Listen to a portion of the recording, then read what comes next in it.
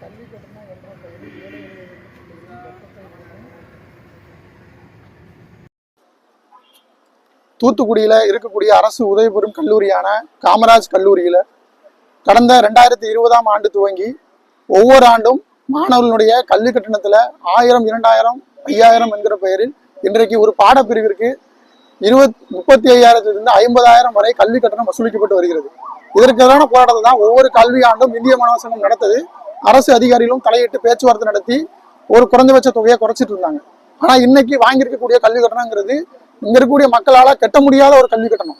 50,000ங்கிறது ஒரு arts and science கோர்ஸ்க்கு கட்டணும்னு சொல்றது யாராலையும் ஏற்றுக்கொள்ள முடியாது. ஏன்னா அரசு நிர்ணயிக்கிற கட்டணம் என்னங்கிறது இங்க இருக்கிற எல்லா நபர்களுக்கும் தெரியும்.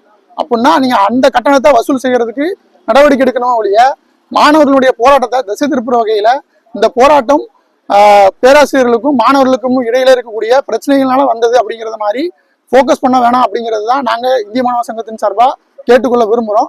அதோடு மட்டும் இல்லாமல் இந்த போராட்டம் முழுக்க முழுக்க நியாயமான கோரிக்கையை வலியுறுத்தி தான் நடக்குது. இதுல நாங்க எந்த ஒரு தனிப்பட்ட நபர்கள் மீதோ இல்ல கல்லூரி நிர்வாகத்தின் மீதோ குற்றச்சாட்டு சொல்லல. எங்களுடைய கோரிக்கை பிரதான கோரிக்கை கல்வி கட்டணத்துக்கு எதிரான போராட்டம். அதை முன்னெடுத்து தொடர் நேசமணி டிஸ்மிஸ் செய்யப்பட்டிருக்கிறார். அவர் டிஸ்மிஸை நீங்க ரத்து செஞ்சு அவரை முறையாக கல்லூரிக்குள்ள படிக்கிறதுக்கு அனுமதிக்கணும் அப்படிங்கிறது தான் எங்களோட பிரதான கோரிக்கை.